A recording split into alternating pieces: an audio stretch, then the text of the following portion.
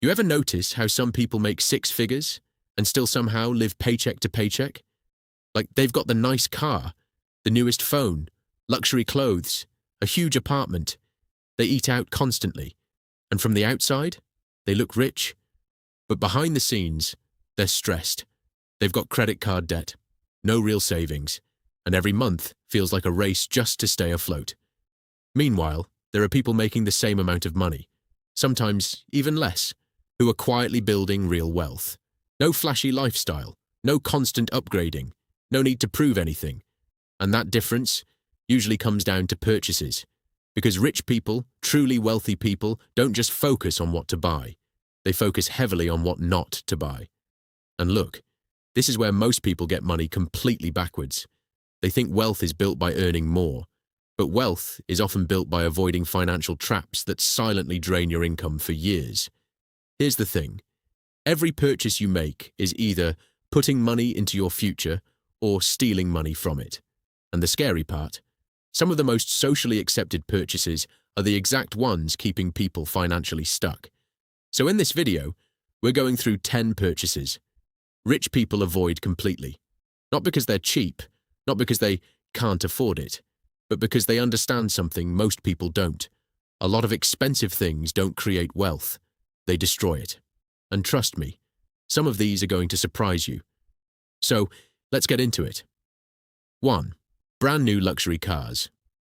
Okay, we need to start here, because this one alone quietly destroys more wealth than almost anything else. Now you might be thinking, wait, don't rich people drive expensive cars? Some do, but here's what most people don't realize. Most wealthy people did not become wealthy by constantly buying brand new luxury vehicles.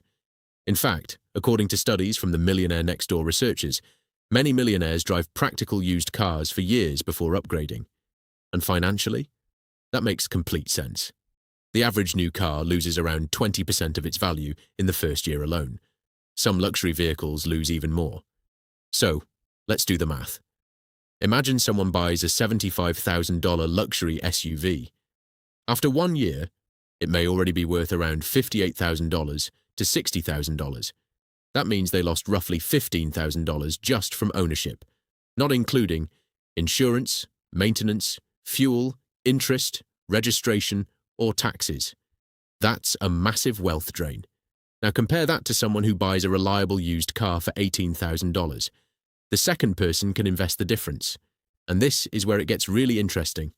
If that extra $57,000 were invested with an average annual return of 10% over 20 years, that money could grow to over $383,000 from one decision. That's the part people miss. Wealth isn't only built through giant breakthroughs. It's built through repeated smart decisions. Rich people understand that cars are transportation first, ego second. But society teaches the opposite. We've connected cars with status, identity, success, importance, and car companies know this. That's why advertisements rarely talk about practicality anymore. They sell emotion. They sell, you deserve this. You've made it. People will admire you. But financially, most luxury cars are liabilities pretending to be achievements.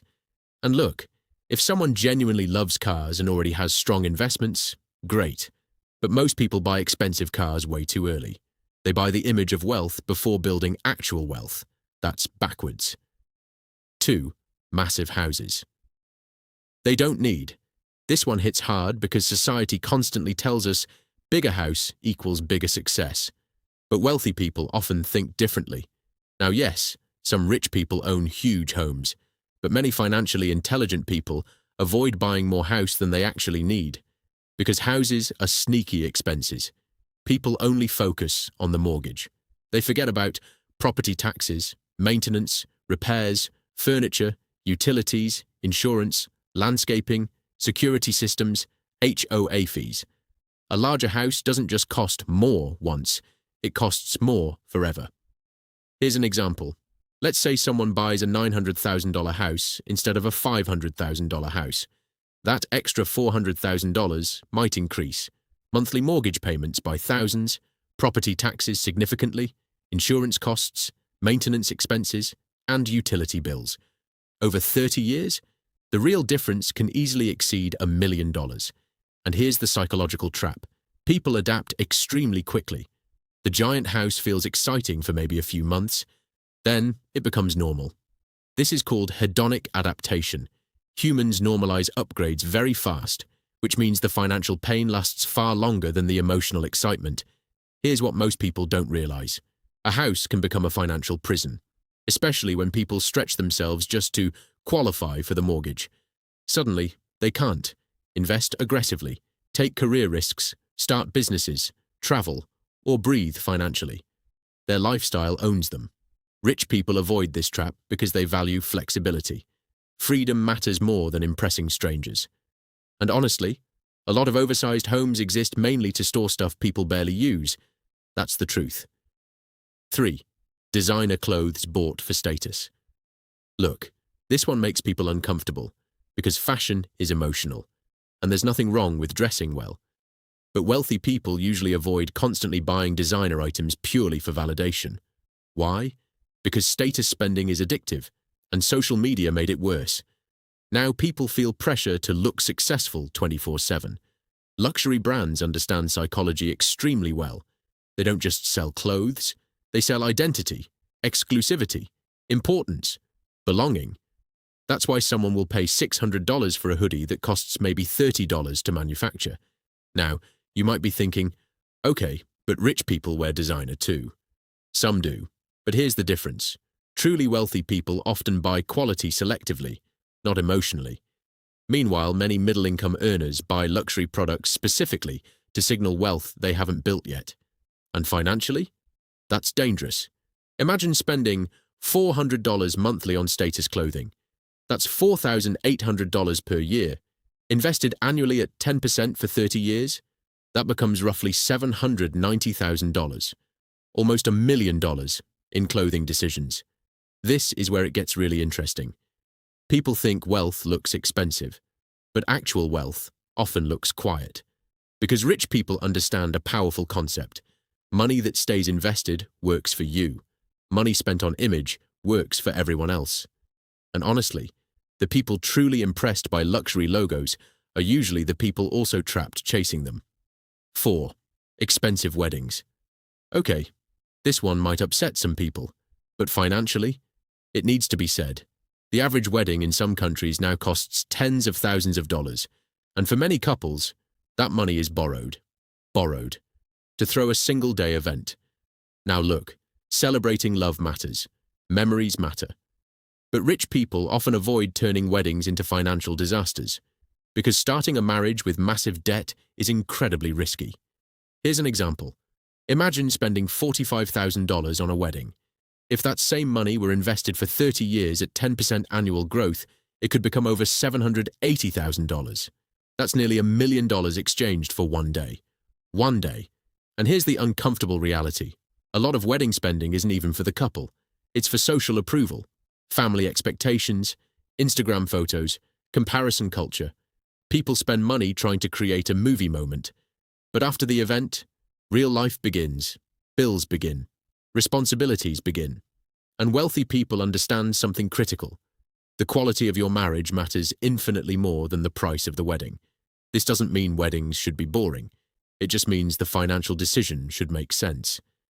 Because nothing kills financial momentum faster than beginning adulthood buried under unnecessary debt. 5. Constantly upgrading phones and gadgets. This one feels normal now, which is exactly why it's dangerous. Every year there's a new phone, new earbuds, new watch, new tablet, new laptop, new upgrade. And somehow, society acts like older devices become unusable overnight, even when they work perfectly fine. Now look, technology matters, but rich people often avoid emotional tech upgrading because they understand diminishing returns. The difference between a 2-year-old phone and the newest phone, usually tiny, but the price difference, huge. Let's say someone spends $1,500 every year upgrading devices unnecessarily. Over 20 years invested at 10%. That's around $95,000. And honestly, most upgrades aren't solving real problems.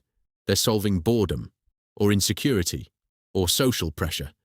Tech companies are brilliant at making people feel outdated. That's intentional, because if consumers stayed satisfied, profits would collapse. Here's what most people don't realize. Many wealthy people optimize for utility, not novelty. If something works well, they keep using it, because financially intelligent people ask, is this purchase improving my life enough to justify the cost? Most consumers ask, will this feel exciting? Those are completely different mindsets. 6. Timeshares. Oh man, this one has trapped people financially for decades. Timeshares are marketed like luxury ownership, vacation paradise, exclusive lifestyle, family memories. But financially, many are terrible deals. Not all, but many. Because people underestimate the long-term costs. Maintenance fees rise, availability becomes limited, resale values collapse. Some people literally struggle to give away their timeshares later. And this is where it gets really interesting. The sales process itself is heavily psychological. High-pressure presentations, artificial urgency, emotional storytelling. Everything is designed to make people buy emotionally before thinking logically. Rich people tend to avoid these setups because they value flexibility. They'd rather book vacations when they want, go wherever they want, and avoid long-term obligations. And look, vacations matter, experiences matter, but wealthy people understand something powerful. Ownership is not always freedom. Sometimes ownership becomes responsibility. And financially, that distinction matters a lot. 7. High-interest debt for lifestyle purchases. This might be the biggest wealth killer on the list, because high-interest consumer debt silently destroys financial futures. And the scary part, people normalize it. They finance furniture, vacations, electronics, clothes, restaurants, even groceries sometimes. Now look, debt used strategically can be useful. But lifestyle debt? That's different. Credit card interest rates often exceed 20%. 20%, that's brutal. Let's say someone carries a $10,000 balance at 22% interest while making minimum payments. They could spend years paying it off, while paying thousands in interest. For what? Mostly temporary consumption. And rich people understand this fundamental rule. Interest should work for you, not against you. This is why wealthy people focus heavily on acquiring assets instead of financing lifestyles, because debt changes your future income. Future paychecks become committed before they even arrive. That creates stress, pressure, anxiety. And psychologically, debt also reduces freedom. People stay in jobs they hate because they have no financial margin. That's huge. Financial freedom isn't just about luxury, it's about options. 8. Boats they rarely use. There's an old joke. The two happiest days of a boat owner's life are the day they buy it and the day they sell it. And honestly, there's truth there. Boats are incredibly expensive. Not just to buy, to maintain, storage, repairs, fuel, insurance, cleaning, dock fees, and many owners barely use them enough to justify the cost. Now, you might be thinking, okay, but rich people own boats. Some ultra-wealthy people do, but many financially smart individuals avoid buying depreciating luxury toys unless their investments already massively cover the expense. Because here's the thing, a lot of luxury ownership is fantasy-based. People imagine a lifestyle they'll supposedly live, weekend boating, luxury escapes, perfect sunsets. But reality gets busy, work happens, life happens, maintenance happens, and suddenly the expensive toy becomes an occasional guilt reminder. Rich people often rent experiences instead of owning liabilities. That's a major mindset shift. They ask, how often will I realistically use this? Not, how exciting does this sound right now? Big difference. 9. Extended warranties on almost everything. This one surprises people, because extended warranties feel responsible. But statistically, they're often bad financial bets. Companies sell them aggressively for one reason. They're extremely profitable. If warranties consistently benefited consumers more than businesses, companies wouldn't push them so hard. Here's what most people don't realize. Many products never break during the warranty period. And even when they do, repair costs are sometimes lower than the warranty price itself. Now yes, there are exceptions. But wealthy people often self-insure smaller risks. Meaning, Instead of constantly buying protection plans, they keep enough cash reserves to handle occasional problems. And, mathematically, that usually wins over time. This is similar to casinos. Casinos don't make money because players usually win. They make money because probabilities favor the house. Extended warranties work similarly. The company already calculated the odds. And psychologically, fear drives these purchases. People hate uncertainty. Salespeople know that, so they create anxiety. What if something happens? But financially intelligent people evaluate probability calmly instead of emotionally. That's the difference. 10. Anything bought purely to impress other people. This is the biggest one, because it's the hidden force behind almost every bad financial decision. People buy things they don't need, with money they don't have, to impress people they don't even like. And society constantly reinforces it, social media especially. People compare themselves non-stop now. Cars, trips, watches, apartments, restaurants, clothes. But here's what most people don't realize. A lot of wealthy people stopped caring about external validation a long time ago because they discovered something important. Looking rich and being rich are completely different games. Looking rich costs money. Being rich requires keeping money. That's the part people miss. And honestly, some of the wealthiest people you'll ever meet look incredibly normal. No giant logos, no flashy lifestyle, no constant flexing. Because financially secure people don't need every stranger's approval. This is where it gets really interesting. A huge amount of consumer spending is emotional compensation. People shop because they're stressed, insecure, bored, lonely, or trying to feel important.